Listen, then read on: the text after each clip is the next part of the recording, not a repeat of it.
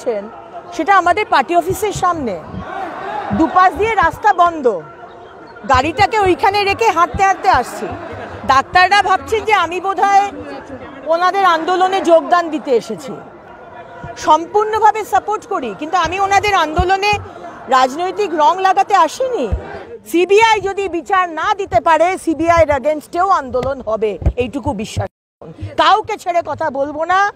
আর আবারও বলবো, জুনিয়র ডাক্তারদের আন্দোলনে সম্পূর্ণভাবে বিজেপি আছে, কিন্তু বিজেপি স্টেট অফিসে যদি কেউ কাজে আসে, রাস্তাটা একই, তাদের বোঝা দরকার আমি তাদের আন্দোলনে রং লাগাতে আসেনি।